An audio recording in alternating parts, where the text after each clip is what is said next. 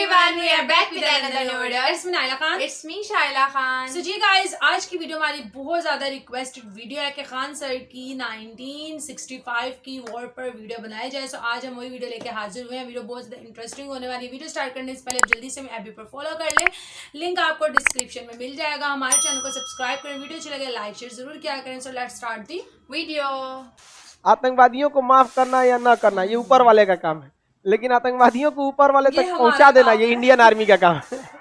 आम कितना भी पीला हो जाए लोग दबा के चेक करते हैं पका है कि नहीं है, क्योंकि पता है कि दब जाएगा. और बेल कोई दबा के नहीं चेक करता है. सब इनको लगा कि भाग रहा है भारतीय, मारो गजवाए हिंद. अरे ससुरा गजवाए हिंद तुम्हारा बाप आ रहा है. भारतीय मीडिया ने छाप दिया भारत के लाल बहादुर शास्त्री को लाल कहा जाता है. भारत के लाल ने ताशकंद में भारत को बेच दिया. बेचारे लाल बहादुर शास्त्री साइन किए और रूम में गए, हार्ट अटैक से मर गए. अरे आज नहीं तो कल तो मराना ही मराना. मरा जाए आदमी, कौन दिक्कत है यहाँ पे. कौन मर आदमी 70 साल जी के क्या कर लेगा. ये बताओ ना, बेड पे मरोगे, बेड नंबर 36 मर गया. सजरत में बातें बड़ी अच्छी करती है ना. वैसे क्या एग्जांपल्स नहीं है यार. आप जितना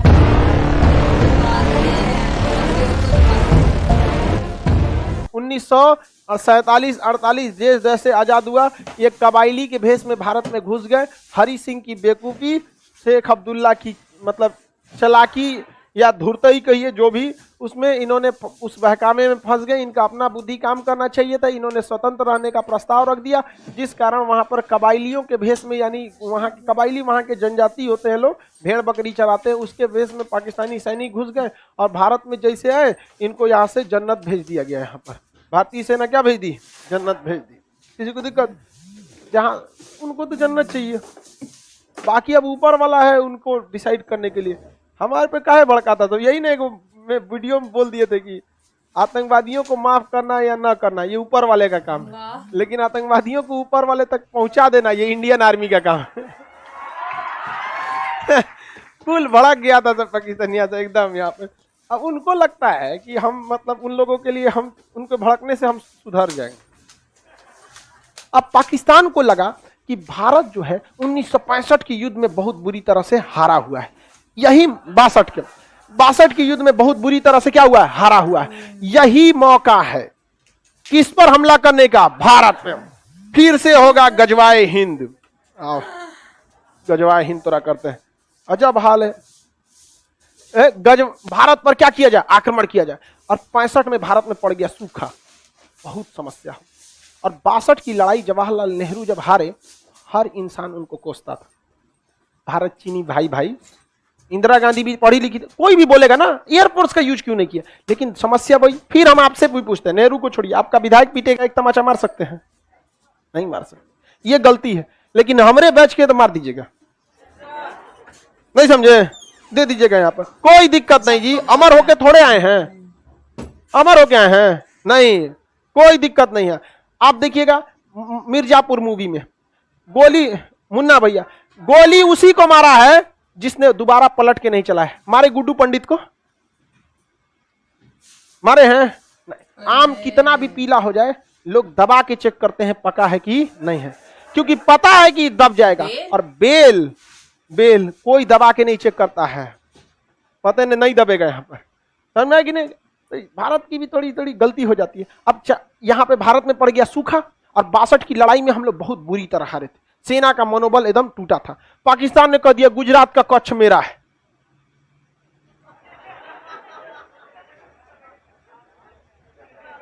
यहां पे घुस गया सब पाकिस्तान वाला, यहां पर घुस गया. अरे बलवंत राय मेहता का जहाज मार के गिरा दिया सब. बलवंत राय गुजरात के मुख्यमंत्री थे, उस समय मार के गिरा दिया सब. ये बहुत बवाल हुआ यहाँ पर. लेकिन कच्छ का रण खाली एरिया है, इसमें वो घुसे सब. भारतीय सेना बिछा दिया उन लोग को, मर गए पूरा साफ, दूर तक दिखाई दे रहा था. धर मार के भारतीय सेना बिछा दिया सब यहाँ पे कच्छ के रण में 1965 की लड़ाई में. अब पाकिस्तानी जो होते हैं सब, याद रखिए बाबू, पाकिस्तानी किसी भी लड़ाई में मजहब को जरूर घुसाएगा. उसने कश्मीर में घुस गए सब पाकिस्तानी, और कश्मीर में घुसकर भारतीय सेना को मारते थे, आगजनी करते थे, बवाल मचाते थे. ये दिखाना चाहते थे कि कश्मीर की जनता भारत में नहीं रहना चाहती है. और इस वजह से पाकिस्तान भारत पर क्या करना चाह रहा है, युद्ध करना चाह रहा है। उसने ऑपरेशन जिब्राल्टर चालू किया। क्या चालू किया? Operation Gibraltar. ऑपरेशन जिब्राल्टर के तहत उसने क्या किया कि कश्मीर को सोचा कि काट दे बाकी के हिस्से में, और बहुत ही बड़ी संख्या में सैनिक भारत में घुस गए। और हमारे सामने समस्या ये थी कि अभी 62 का युद्ध खत्म भी नहीं, मतलब अच्छे से खत्म नहीं हुआ। जवाहरलाल नेहरू का टेंशन से मौत हो गई थी। जवाहरलाल नेहरू के मृत्यु का कारण भारत पाक युद्ध था, भारत चीन युद्ध। सब जिम्मेदार यही थे, तो दूसरे कौन बोली सुनेगा? ढेर होशियार बनेंगे, गुट निरपेक्ष रहेंगे, एयरफोर्स का यूज ना करेंगे, 20 साल जरूरत है तो 20 साल बोलेंगे। समझ में आया कि नहीं आ गया भाई? जब उसने कश्मीर पर आपके रेडी नहीं हुआ, कश्मीर पर जब रेडी नहीं हुआ तो तिब्बत पे क्या रेडी हो गए? नहीं समझे? आपको भी कहना चाहिए कि हम उसमें अध्ययन करने के बाद हम देखेंगे। यहाँ पर तो पाक यहाँ पर कश्मीर, लाल बहादुर शास्त्री उस समय भारत के क्या थे? प्रधानमंत्री। उन्होंने देखा कि तो बहुत दिक्कत की बात है, पाकिस्तान के पास कई फायदे थे। उसके पास सेवर जेट थे, उस समय का सबसे खतरनाक विमान था, और उसमें हीट सीकिंग मिसाइल लगी थी, या विंडर मिसाइलें थी साइड में, मारता था कौन? भारत के पास कोई मिसाइल नहीं थी। भारतीय जहाज में बंदूक लगा था, और उसके पास हीट सीकिंग विंडर मिसाइलें थी, मार देती थी जहाज की इंजन सूंघ के। अब हवा में तो कहीं गर्मी का सवाल पैदा नहीं होता है, अगर गर्मी है मतलब जहाज का इंजन है, और उसी को हीट सीकिंग मिसाइल थी, विंडर मिसाइलें मार देती थी। पाकिस्तान भारतीय जहाजों को मार के गिराने में सक्षम था। पाकिस्तान को अमेरिका ने पैटर्न टैंक दिया था, उस समय का सबसे खतरनाक टैंक। पूरी एशिया में कोई ऐसा हथियार ही नहीं था जो पैटर्न टैंक को मार के गिरा सकता था। पाकिस्तान का मनोबल 7वें आसमान पर, और भारत के सामने सब समस्या। 62 में बहुत बुरी तरह हारे थे। भारत में नेतृत्व की कमी थी, लाल बहादुर शास्त्री आए थे चुनाव से, तो अचानक है ना, मृत्यु हो गई जवाहरलाल नेहरू की, ये आए, सूखा पड़ा हुआ था। पाकिस्तान में ऐसी कोई समस्या नहीं थी। पाकिस्तान ने देखा यही मौका है, पाकिस्तान ने यहाँ गुजरात पर हमला किया, कोई फायदा नहीं हुआ, कश्मीर में घुस के पूरा बवाल करा दिया कश्मीर में, और यहाँ ऑपरेशन जिब्राल्टर के तहत घुसा दिया। भारतीय सेना जब आई तो पाकिस्तान को वहां से मुंहतोड़ जवाब देना चालू किया, और यहाँ पर 21 दिन में जो ऑपरेशन जिब्राल्टर का जो हेड ऑफिस था 21 दिन में उड़ा दिया। 21 दिन में उड़ा दिया यहाँ पे, और वहाँ ऑपरेशन जिब्राल्टर की इनकी हवा निकल गई। पाकिस्तानी सैनिक भागने लगे थे यहाँ से। तो यहाँ हमारी थल सेना ने बहुत ही बहादुरी का परिचय दिया, लेकिन यहाँ पर उसकी एयरफोर्स भारी पड़ गई। एयरफोर्स के जहाज जो थे उसके, उसमें ना मिसाइलें लगी थी, और मिसाइल खुद ढूंढ के मार देती है। अब बंदूक में क्या, मशीन गन लगाए, जहाज को टेढ़ा करना पड़ेगा, इससे करके मारना बहुत मुश्किल हो जाता है। और उसकी दुनिया की सबसे खतरनाक जहाज एस-4 नहीं था सर उस समय, तो अभी भी नहीं आया है, रेडी नहीं हुआ, अभी आ रहा है। क्या बात करते हो? उस समय टेक्नोलॉजी भी नहीं थी, एस-4 तो दुनिया में कहीं नहीं था। तो उसके पास वेंडर मिसाइलें थी, मार देती थी, धाए से कोई जहाजे नहीं उड़ता था उसके आगे, डर के मारे। हमारे पास सबसे घटिया जहाज उस समय का नॉट विमान था, नॉट विमान था। उसके पास सेवर जेट था, स्टार फाइटर, सेवर जेट उस समय के सबसे उन्नत जहाज थे, और उसमें हीट सीकिंग मिसाइल, वेंडर मिसाइलें लगी थी। हमारी जहाज मार के गिरा दिया, उड़ने नहीं दिया। हाँ तो तब हो गया श्रीनगर एयरबेस पे आके बम मार के चल गए। तब क्या किया जाएगा? तो भारतीय सैनिक भी कहा जुगाड़ लगाया सब। इसने कहा एक काम करते हैं, पाकिस्तान के जो सेवर विमान है इनको हम लोग चकमा देते हैं। इन्होंने क्या किया, अपने नाट विमानों को बहुत ही हाइट पर उड़ाया, बहुत ही हाइट पर उड़ाया। किसको? नाट विमानों को, ताकि ये रडार के पकड़ में आ जाए। इन घोंचुओं को समझ में नहीं आया, नाट विमान किसके पकड़ में आ गया? रडार में। और इन लोगों ने उड़ा दिया किसके खिलाफ? नाट विमान के खिलाफ। अब नाट विमान कमजोर थे, और ये स्टार विमान थे, इनका पीछा करने के लिए ये ऊपर गए। अब मशीन गन की लड़ाई में देखिए, हमारे पास मिसाइलें नहीं थी, हमारे पास क्या था? Machine gun. मशीन गन अगर लड़ाई में रहेगी तो उसी को फायदा होगा जो पीछे है या फिर ऊपर है, धाए धाए मार देगा।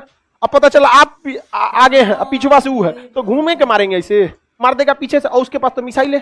तो भारत ने फंसाया, एयरफोर्स ने नाट विमानों को क्या किया? ऊपर भेजा। और इनको था कि तुम भागा ना, रडार में ये पकड़ा गए, चल गए। और नीचे से भारत ने बाकी के 10 नाट विमान को नीचे से उड़ा दिया। इससे ये रडार में आईबे नहीं किया, इन घोंचुओं को पता ही नहीं है। ये मारने गया सब उसको, ये मारने गया इसको, ये चल गया सब हाइट से, इधर से ले आइए, इधर से क्या हो गया? सब भाग गया सब। इनको लगा कि भाग रहा है भारतीय, मारो गजवाए हिंद। अरे ससुरा गजवा हिंद, तुम्हारा बाप आ रहा है। भारतीय सेना, वायुसेना के नाट विमानों ने उस समय के सेवर जेट विमानों को इस तरह से मारा कि पाकिस्तानी एयरफोर्स ने कहा कि सेवर जेट विमान अब उड़ान नहीं भरेंगे। लोग समझते नहीं, इसे कहते हैं खौफ। क्या होता है यहाँ पर, और ये हमेशा से होता रहा है। अमेरिका में कमेटी बैठाई गई कि नाट विमान कैसे मार दिया रे उसको, स्टार विमान, नाट विमान, यही होते रहेगा। अब समस्या समझिए, उस चोटों के पास बहुत दुविधा थी। अगर वो इसके खिलाफ उड़ान नहीं भरेगा तो ऑलरेडी ये हाइट पे है, मार देगा। और उड़ान भर रहा है तो ये घेर के मारेगा, जाओगे कहां सबसे इतना ही, दोनों हाथ में आगे खाई पीछे कुआं, मरोगे यहाँ पे।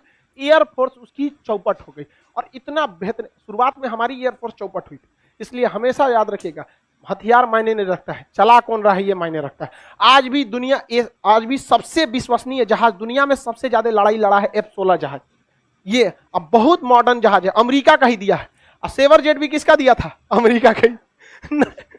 और स्टार विमान भी किसने दिया था? अमेरिका ने। Heat seeking missile America, vendor missile America धो दिया। यहाँ पर F-16 अभिनंदन लेके गए थे MiG-21, इसे उड़ता हुआ ताबूत कहते हैं, दुनिया का सबसे पुराना जहाज है, झड़ गया इसका पेंट ओंट भी, लेकिन इससे मार दिए किसको?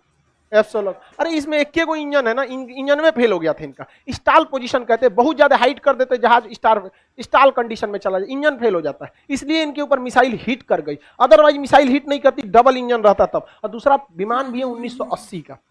आपके पास 1980 का मोटरसाइकिल है, क्या हाल होगा? लेकिन हिम्मत देखिए उस आदमी का कि लेके उड़ गया, और किसको मारने के लिए? मारियो दिया उसको, वो तो दूसरका के ना मार दिया यहाँ पर। और दूसरी बात, वो पाकिस्तान की टेरिटरी में थे। हिम्मत देखिए, उन सब के पास इतना उन्नत जहाज होने के बावजूद यहाँ नहीं आए, दौड़ा दिए वहां पर। अरे वो तो गलती हो गया ना, सुखोइया पीछे था, सुखोई 30 MKI थोड़ा सा पीछे था, नहीं तो उनका सोचा लाहौर में घुस के उनको तबाही मचा के आता। तो 65 की युद्ध में एयरफोर्स ने क्या कर दिया? धावा बोल दिया। और भारतीय सैनिक तो मनोबल आगे था ही। अरे भाई, एयरफोर्स के चक्कर में ना भारतीय सैनिक आगे नहीं बढ़ रहे थे। जब एयरफोर्स ने भारतीय सेना को कहा कि अब टेंशन मत लो, उनकी एक जहाज नहीं उड़ेगी, तो भारतीय सेना अगले दिन लाहौर पहुंच गई। लाहौर पहुंच गई थी, और लाहौर के स्कूल पर पाकिस्तान का झंडा हटा के और वहां तिरंगा झंडा लहरा दिया गया था वहां। ये हकीकत है। तब पाकिस्तानियों ने अपना टैंक निकाला, भयानक सा टैंक, भारतीयों को धोने के लिए। और दुनिया का सबसे खतरनाक पैटर्न टैंक था, जिसपे बम मारा जाता था तो झाड़ देता था इसे, बम मार। अमेरिका का पैटर्न टैंक था। कोई बात नहीं, अमेरिका तुम्हारी वेंडर मिसाइलों का टेस्ट हो चुका है, तुम्हारे सेवर विमानों का सेट हो चुका है। अब बारी थी तुम्हारी किसकी? Patton tank. और वो राजस्थान से लेके घुस गए सब पैटर्न टैंक को। और पैटर्न टैंक को जब राजस्थान से लेके घुसे, सर हमारे पास कोई हथियारे नहीं था। यहाँ खड़े थे वीर अब्दुल हमीद। वीर अब्दुल हमीद 62 की लड़ाई लड़े थे, उसमें भारतीय सेना को देखे थे, कहते कि एकरे बदला निकालेंगे। पहले तू आया ही पिटाएगा, और जो 62 का बदला तोरे से निकालेंगे। वीर अब्दुल हमीद के सामने जब टैंक आया था, पैटर्न टैंक को उधिया दिया यहाँ पर। और उनके सेना में ये अफवाह फैल गया कि भारत के पास ऐसी भी मिसाइलें हैं जो पैटर्न टैंक को मार सकती है। और पैटर्न टैंक इतना खतरनाक था कि उसके जो कमांडर थे उनको पूर्ण विश्वास था कि दुनिया में कोई भी पैटर्न टैंक को मार नहीं सकता। सबसे आगे अपने पैटर्न टैंक लेके चल रहे थे, मारा वीर अब्दुल हमीद, पहले उन्हीं को उड़ा दिया। सेनापति ये मर गए वहां पर। सेनापति मरने के बावजूद उस सेनापति ब्रिगेडियर की पत्नी हाथ में सफेद झंडा लेके जब भारत में आई थी ना कि मेरे पति का लाश दे दीजिए, उनका जनाजा पढ़ना है, तो भारतीय सैनिकों ने पहले उसको चाय पिलाया था बैठाकर। और यही हिंदुस्तान में है जहां विदेशियों के आक्रमण से हमारी छतरानियों को जौहर करना पड़ा था। ये फर्क होता है कि इंसान और एक जानवर में। हम दुश्मनी में भी इंसानियत रखते हैं, पहले चाय पिलाए थे उनको बैठ के, और उनकी लाश न दिए थे, कहते इनका हम लोगों ने इज्जत से दफना दिया है यहाँ पर, और वापस उनको भेज दिया गया था। भाई उन्हें कहा गया था कि मरे हुए बहुत टाइम हो गया, लाश को मत छोड़ेंगे तो जानवर खा लेंगे। हम लोगों ने जनाजा पढ़ा के उनकी लाश को दफना दिया गया। आप जा सकती हैं, हम आपको फिलहाल चाय के सिवा और कुछ नहीं दे सकते हैं। वापस वो चली गई। ये हम में और आप में भी होना चाहिए। दुश्मनी में हमें अपनी संस्कृति को धूमिल नहीं करना है। ये गौरव से हमेशा ये याद रखेंगे। हम तो ये भी चाहते तो गोली मार देते उसको, लेकिन इतिहास में कभी नहीं मिट सकते थे कि भारतीय सेना ने एक विधवा के ऊपर हाथ उठाया।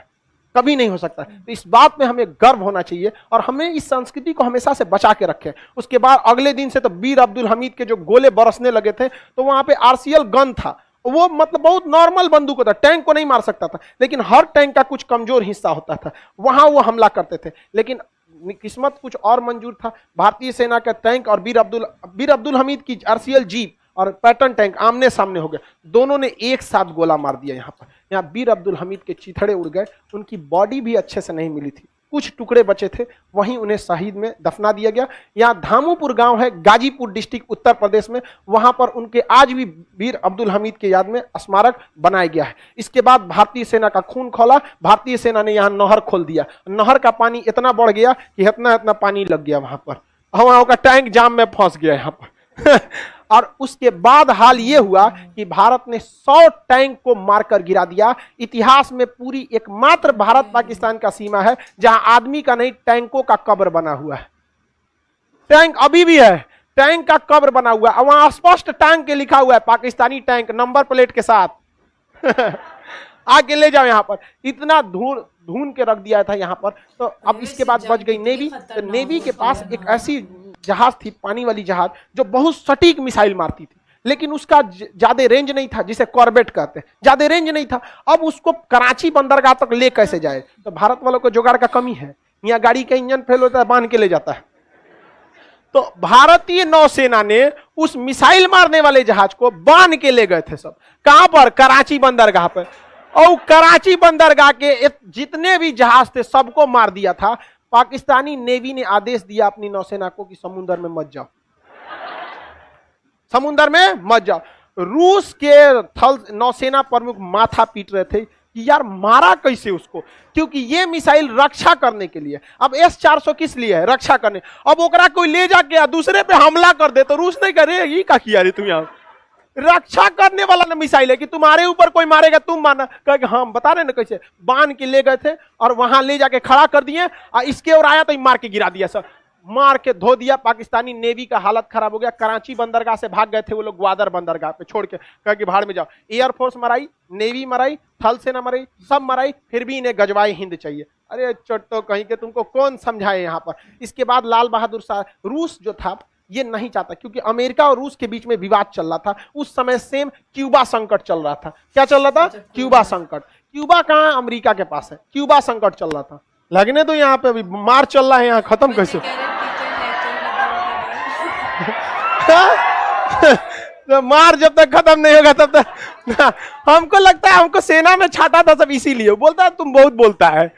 हम रहते वहां पे ना, हम मार करा दिए रहते। बाढ़ में जो सोचा कूद जाते हम मराते तो पीछे सेना आईबे करती। आई हो गया, जम गया, बजर गया, यहाँ पे बात खत्म। यहाँ अरे आज नहीं तो कल तो मराना ही मराना, मरा जाए आदमी, कौन दिक्कत है यहाँ पे? कौन मर आदमी 70 साल जी के क्या कर लेगा? ये बता ना, बेड पे मरोगे, बेड नंबर 36 मर गया, ऐसा जरूरत नहीं।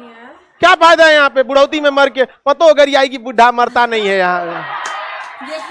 बेहतरीन है ना यहाँ पे। वो जवानी जवानी नहीं जिसकी कोई कहानी न हो। मार तो चीन चाहता नहीं था। सुनिए ध्यान से, यहां पर था क्यूबा संकट। यहाँ क्या था? क्यूबा। रूस ससुरा यहाँ आके परमाणु बम लगा दिया था। किसको मारने के लिए? अमेरिका को। और अमेरिका तुर्की में आके परमाणु बम लगा दिया। किसको मारने के लिए? रूस। अल्लाह, तृतीय विश्व युद्ध की तैयारी चल रही थी। अब रूस चाहता था कि दूसरे जगह पे युद्ध ना हो। पाकिस्तान किसका साथ दे रहा था? अमेरिका किसका साथ? पाकिस्तान। रूस किसका साथ दे रहा? भारत। तो इन दोनों के बीच में ताशकंद में समझौता बुलाया गया। भारत लाहौर तक कब्जा कर लिया था। ताशकंद समझौता में रूस ने भारत का साथ नहीं दिया। वो केवल कॉम्प्रोमाइज कराना चाहता था। और लाल बहादुर शास्त्री पर सारे लोगों पर दबाव बनाया गया। इतना दबाव बनाया गया, कई बार ऐसे भी हो गया आपको बैठा के बीच पूरा गांव दबाव बनाएगा, मजबूरी में साइन करना पड़ेगा। ताशकंद समझौता साइन किया गया और कहा गया कि जो जहां पे कब्जा किया है वापस लौटे। तो पाकिस्तान से कब्जा कौन सी हुआ था?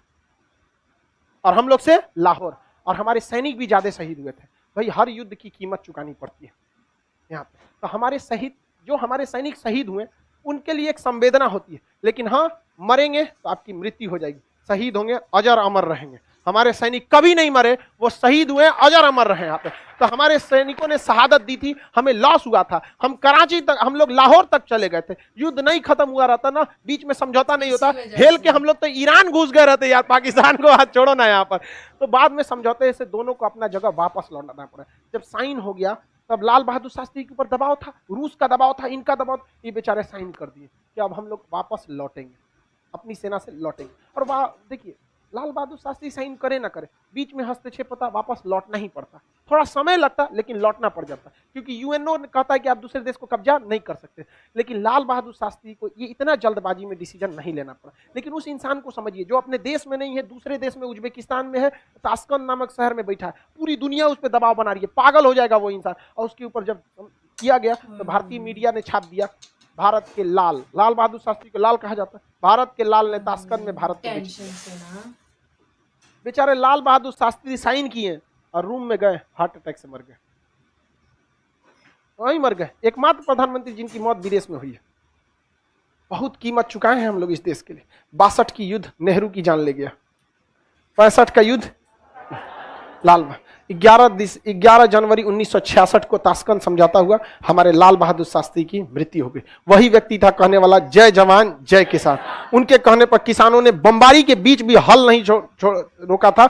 कश्मीर में खेती चालू थी, पंजाब में किसान खेती में लगा था, क्योंकि लाल बहादुर शास्त्री वो व्यक्ति था जिसने कहा था जय जवान जय किसान। किसानों ने कहा था कि अगर सैनिक बंदूक चला सकते हैं तो हम हल चलाएंगे, अगर हमारा हल रोकना है तो बंदूक रुकवाइए। ना हल रुकेगा ना बंदूक रुकेगी, हार तो होना फिक्स है। पाकिस्तान हार भी गया था, लेकिन यहां पर रूस हम लोग को अपना मित्र माना नहीं था। लेकिन 1966 के बाद रूस को लगने लगा कि नहीं, भारत किसका साथ देगा, रूस का। उसके बाद रूस हमारे फेवर में आया और 1971 में रूस ने माफी मांगा था, कहा था कि जो 65 में गलती हुई थी उसका सूद समेत 71 में लौटा देंगे। और 71 में जब अमेरिका अपना परमाणु बम लेके आया तब रूस पहले खड़ा हो गया, मार हमको यहाँ पे। तो कई अंतर्राष्ट्रीय संबंध बनते बिगड़ते रहते, ये छोटा मोटा सब्जेक्ट नहीं होता अंतर्राष्ट्रीय रिलेशन, इसमें हर तरह की आपको नॉलेज होना चाहिए। अब समय का अभाव है, नेक्स्ट बैच वाले तैयारी में हो गए सर। मुझे तो खान सर की वीडियो अच्छी लगती है, उनका जो वे ऑफ टॉकिंग है वो बहुत ज़्यादा इम्प्रेसिव है। और जंग अभी मैंने सुनी है, कहानी वैसे बड़ी खौफनाक थी। जैसे उन्होंने बोला कि बहुत से इंडियन आर्मी की जिसे बोलते हैं शहादतें हुई, सिमिलरली पाकिस्तानी आर्मी की भी बहुत से नौजवानों ने अपनी जानों का नजराना पेश किया। दोनों जंग जब होती है तबाही दोनों तरफ होती है, जीतना और हारना तो फिर बाद की बात आती है ना। लेकिन मैं भी अक्सर ये बात, जब भी मैं कोई ऐसी वीडियो बनाऊं जिसमें हम बात करते हैं वॉर की दो कंट्रीज के दरमियान, तो हमेशा वही विन करता है जिसका सही टाइम पे दिमाग काम करता है। आपके पास, जैसे उन्होंने बताया कि बहुत से अच्छे हथियार हो, आपके पास अच्छे अच्छे जेट्स हो, आपके पास हर तरह की लेटेस्ट चीज़ें अवेलेबल हो, बट अगर आपका दिमाग नहीं चल रहा ना तो वो सब आपके लिए एक लोहा है, वो एक मलबा बन जाएगा आपके लिए, और उल्टा आप के साथ नुकसान के साथ साथ आपको अपनी जानें भी गंवानी पड़ेंगी। इसलिए कहते हैं जंग से पहले एक बहुत अच्छी प्लानिंग करनी चाहिए कि हमें कौन सा काम किस टाइम, अगर ये हमारा प्लान उल्टा हो जाएगा तो फिर नेक्स्ट क्या करना। बस ये नहीं है कि जी कि वॉर के लिए बस हमने पॉजिटिव देना, आप नेगेटिव को भी देखें। अगर हम हार जाते हैं, कोई हम पर ऊपर से अटैक करते हैं, कोई नीचे से हमारे साथ खेल जाता है, तो हमें उसके बदले में क्या करना है। हमें अपने सारे सिपाही उसी जगह पे रखने हैं। कुछ सिपाहियों को हमें, अगर मैं होती ना तो अगर मेरे लिहाज से अगर मैं कोई ऐसी प्लानिंग करती तो मैंने सारे सिपाहियों को उसी टाइम वहां पे नहीं इकट्ठा करना था, कुछ मैंने पीछे रखने थे अपनी सेफ्टी के लिए। अगर हम ऐसे मुश्किल में फंस जाते हैं तो पिछले वाले हमारी हेल्प करने के लिए आएंगे। वो खान सर की बात है, अक्ल ही का तो वो कहते हैं ना सारा काम होता है जंग में। और हमने भारत की जितनी भी जंगें देखी हैं जो पाकिस्तान से लड़गी, हर जंग में जो भारत की स्ट्रेटजी है पिछली जंग से हमेशा डिफरेंट रही है। और जब ये नहीं कि भारत जीतता रहा है हर फेज में, लेकिन जैसे ही भारत पे ये प्रेशर आया कि हम हार रहे हैं या हमें नुकसान पड़ा, उन्होंने फौरन से अपनी स्ट्रेटजी चेंज किया और वो काम कर गई है। लेकिन अगर कोई जंग में ये कि मेरे पास सबसे बेहतरीन हथियार है और मैं जीत जाऊंगा, तो ऐसा कभी भी नहीं हो सकता। और लाहौर तक, हाँ ये बात मैंने सुनी थी कि इंडियन फौजें लाहौर तक आ गई थी, बिल्कुल सही बात है। कुछ लोग ऐसे कहते हैं ना कि इंडियन लोग हैं पाकिस्तान को नीचा दिखाने, नहीं, ये मैं खुद कहती हूँ कि ये मेरे अबू भी बताते होते हैं कि इंडिया की फौजें लाहौर के अंदर आ गई थी। आ जाती तो आज हम भी इंडिया का हिस्सा होते। लेकिन ये बात सही है कि फिर मुआहदे के तहत उनको वापस जाना पड़ा, ये सही है। और वैसे भी कहते हैं ना कि किसी को कमजोर नहीं समझना चाहिए, और पाकिस्तान समझ रहा था कि भारत एक अभी वॉर से हटा नहीं है तो दूसरी भी हमला कर देते हैं। लेकिन अगर वो मुआहदा ना होता तो आज पाकिस्तान फिर से इंडिया के पास चला जाता और बाकी फिर फौजों को वापस भेजा गया। सो गाइज, हमें तो ये वीडियो बहुत अच्छी लगी। आप लोगों को वीडियो कैसी लगी कमेंट्स में बताएं। मिलते हैं नेक्स्ट वीडियो में, तब तक के लिए गॉड ब्लेस यू ऑल।